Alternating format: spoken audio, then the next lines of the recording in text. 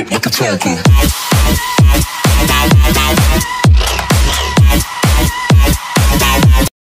ازيكم عاملين ايه؟ يا رب تكونوا بخير. جيت لكم فيديو جديد وتحدي جديد، وقبل ما ابدا الفيديو متنسوش تعملوا لايك وشير وسبسكرايب وتفعيل زر الجرس عشان يوصلكم كل حاجه جديده. سرعت شويه صح؟ معلش يا جماعه سرعت لكم شويه بس عشان انا صاحيه متاخر شويه، كان المفروض اصحى حوالي بدري شويه، صاحيه حوالي الساعه 9:30 وانا لحد دلوقتي مش عارفه هجيب ايه على الفطار. فانا انتوا عارفين فكره الفيديو اللي هيبقى يوم كامل باللون الابيض، فمن غير ما اوصف لكم لان مكتوب على اسم الفيديو، فانا مش عارفه هجيب ايه ولا هعمل ايه. انا اخترت اللون بس مش عارفه ايه الاكل اللي هجيبه ولا ايه اللي انا هعمله.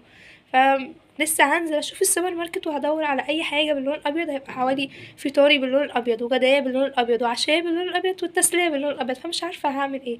فانتظروني وشوفوني بقى هجيب ايه وارجع لكم تاني. تمام، انتظروني ما تروحوش بعيد.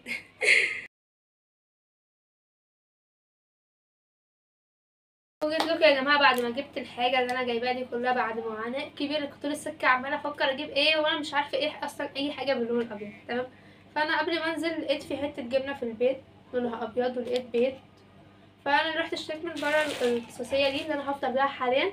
تمام، والغدا هيبقى فيه مكرونه هعملها دلوقتي وهيبقى بالصوص بشاميل وهيبقى جنبها الرز بلبن. تمام، بعد كده في العشاء هيبقى حته الجبنه وهيبقى البيضتين وهيبقى في السحلة.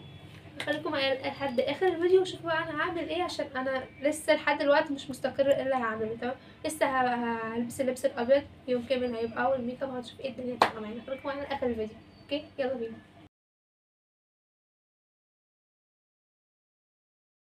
بعد ما خلصت كل حاجه لسه هنفطر مع بعضنا دلوقتي. اول حاجه لبست اللبس كله ابيض والشوز ابيض، حتى الميك اب عاملاه ابيض كله، بس اللي هو في حاجه بسيطه هو الروج، ما عنديش روج ابيض، فحاولت ان انا ادمج اي حاجه تكون لونها ابيض، فمش عارفه بقى الجو وصل معايا لحد الدرجه دي. تمام، فكل ده ابيض معايا. انتظرونا يلا عشان نفطر مع بعضنا دلوقتي. يلا. وده يا جماعه فطاري دلوقتي اللي انا هفطر الكسكسي، هو لونه ابيض بس في الكاميرا طلع حاجه تاني نهائي. تمام، وجبنا مثلثات قطعتين والسفن. اوكي، فهيبقى الاتنين مع بعضين، هنضطر ناكل ونجرب الحاجه اللي انا عملتها وانا عاملاه باللبن يا جماعه. هما قالوا لي جربي باللبن، انا ما جربتوش، ما بياكلوه باللبن في البيت، لكن انا مش اللي انا من النوع اللي بحب اللبن قوي، بس هجرب. هنعمل ايه طيب؟ هنجرب طعمه ايه.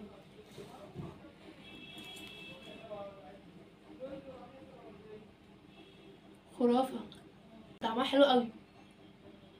من فكرة انا مش بحب اللبن بس طعمها حلو. انا اول مره احس ان حاجه زي كده تبقى طعمها حلو قوي. عشان تعالي نجرب الباقي بعد كده نرجع ايه نكمل. جبنه. بس يا جماعه انا مش من النوع اللي بحب برضو الجبنه المثلثات، انا في اغلبيه الحاجه اللي انا عاملاها، فمش من النوع اللي انا مدمنه فيها قوي. مش عارفه بقى نبدا ايه نعمل ايه دلوقتي. هناكل شويه منها، هنحاول ان احنا ناكل لان ده انا اختياري انا، فانا هستحمل اختياري. انا محتاجه مناديل بس على ما اخلص ده كله. اهو انا بهدلت الدنيا كده ليه مش عارفه.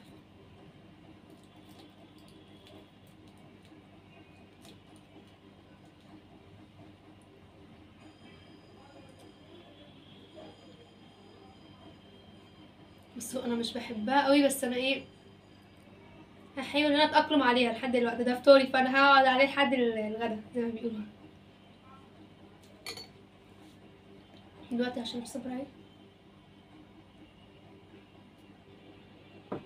هكمل بقى كل ده اللي قدامكم وارجع لكم تاني للتسالي وبعد كده للغدا. اوكي انتظروني. بصوا بقى يا جماعه انا رجعت لكم، فالفطار اكيد لازم اديله كام من 10. بس هو انا مكسل اللبن فما بحبوش قوي، فهضطر ان انا ايه اديله 9.5 او 9/10. قصة اللي هو الجبنة المثلثات برضو ما بحبهاش، فهضطر ان اديله 9/10. اوكي دلوقتي وقت التسالي. مش عارفه بصوا ده انا بصوا بحبه بطريقه فظيعه، فانا بحب اكله بس طول اليوم. كل يوم تلاقيه باكله، الا هو الا الفرنكوش الا اللب. يا خساره بقى حصل معايا موقف في الشارع قلت هربت واللب وقع مني. تمام، الحمد لله على كل شيء، اخد الشر وراح زي ما بيقولوها. بس انتظرونا بقى للغدا لان بجد حاسه ان انا بطني مليانه على الاخر. بس انتظرونا.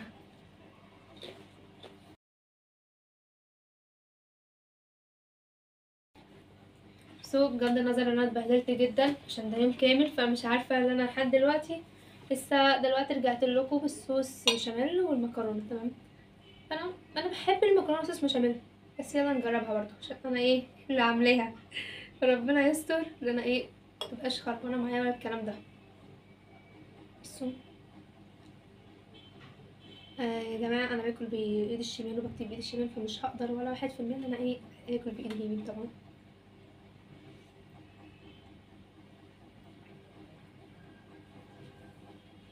هو حلو بجد، حلو. انا بس مصدومه ليه، لاني انا اللي عامله الحاجه، فقصه ان انا عامله الحاجه دي قصه ان انا حاسه طعمه حلو قوي. لا طعمه جميل جدا. لا انتي تاخدي 10/10 بالنسبه ليا. دلوقتي ندخل على الرز بلبن، مع اني انا مش من اللي بحب الرز بلبن قوي، بس يلا هضطر ان انا اجربه. اختياري بقى، لازم استحمل اختياري. يلا سيبوا ايه.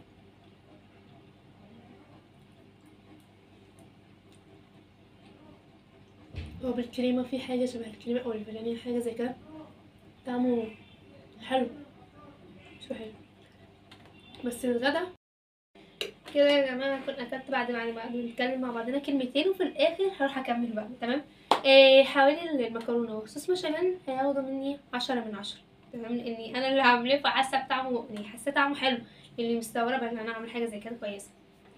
والرز بلبن ممكن اديله 9 9 ونص، في حاله واحده اللي هو طعمه فيه طعم غريب، انا اول مره اكله في حياتي. تمام، طعمه حلو. اكيد هتقولوا ايه الحاجه اللي انت عاملاها، انت كده كده انت اللي عامله. لا انا مش عامله الرز بلبن، فعشان كده انا مش عارفه ايه اللي مضاف ليه، بس حاجه كده شبه الكريمه او شبه حاجه زي كده، فطعمه حلو جدا، فعجبني صراحه المره دي، فهديله 9/10. وده 10/10 لان بجد انا اللي عاملاه، فحاسه بطعمه حلو قوي. دلوقتي هندخل على التسالي ونرجع لكم تاني.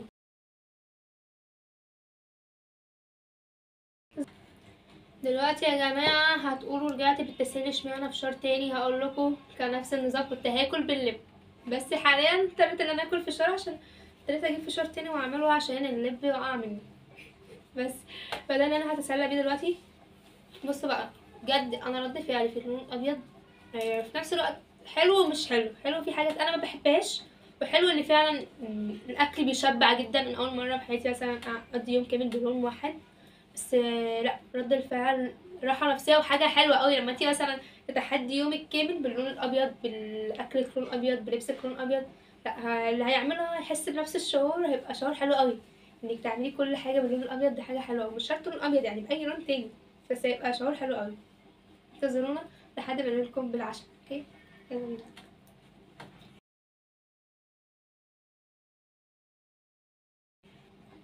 ورجعت لكم بعد تعب كتير قوي. ده العشاء يا جماعه، فالجبنه والبيض والسحلب. انا يا جماعه بجد بكلمكم بجد، انا مش من النوع اللي باكل كتير بالكميه اللي انتوا شايفينها دي كلها. الاكل ده كله بطني لحد دلوقتي مش قادره، بتقولي كفايه كفايه اكل. فبصوا، دلوقتي هاكل بيض وهاكل جبنه والسحلب. هنبدا بالبيض. اولا البيض فيه صفار، فاحنا مش هينفع ناكل الصفار. تمام، هنضطر ان احنا ناكل. انا مش عارفه ماسكه ازاي اصلا، بس انا مش متوازنه. هنضطر نحوش الصفار ده كده كله. انا جسمي متكسر بسبب كل ده، انا عماله اعمل في الاكل اهو يا جماعه. مبحبش ريحه البيض اصلا، ريحه البيض ما بحبهاش. نضطر نكمل. اكيد اي حد عارف البيض يعني طعمه ايه. هناكل الحته من الجبنه. اكيد بعد كل ده يعني باكل قدامكم كام حاجه، بعد كده بعد ما اثبت هنرجع نكمل الاكل. احنا مش هنسيب كل ده لوحده طبعا. لا يعني عندي الجبنه افضل من ده بشويه، هي مالحه سيكه، بس حبيتها عن البيض صراحه. في الشتاء بجد مشروبي المفضل بيبقى السحلب، اني بحب اشرب سحلب كتير قوي، مع اني مش مدمنه اللبن، بس مش عارفه ايه السبب، مش عارفه ايه السبب ان انا بحب السحلب قوي.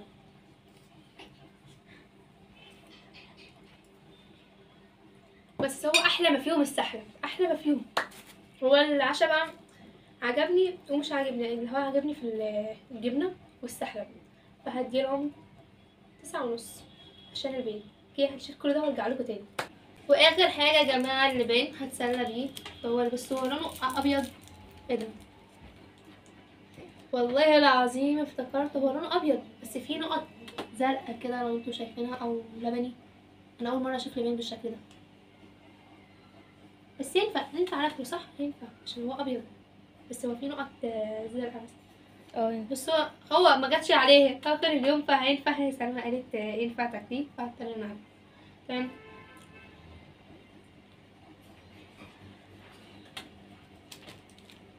كده جينا لنهايه الفيديو. قبل ما اقولكم اي حاجه، قبل ما ننهي الفيديو على الاخر، بجد كان يوم حلو قوي، وكان ممتع وكان متعب برضه في نفس الوقت. اللي عملت زي نفس النظام اختي دنيا، لما قضت يوم كله كامل بيومها يعني لون اصفر، يعني عملت نفس اللي انا عملته بس اختلاف اللون هو لون اصفر. فبجد كان يوم ممتع وكان يوم حلو جدا يعني. مش عارفه اوصف لكم قد ايه، بس كان قد ما كان حلو على قد ما كان متعب، مش عارفه اقول لكم قد ايه. كده هنكون وصلنا لنهايه الفيديو. متنسوش تعملوا لايك شير سبسكرايب وتفعيل زر الجرس عشان يوصلكوا كل حاجه جديده في قناه ابله كيداون فاميلي. باي.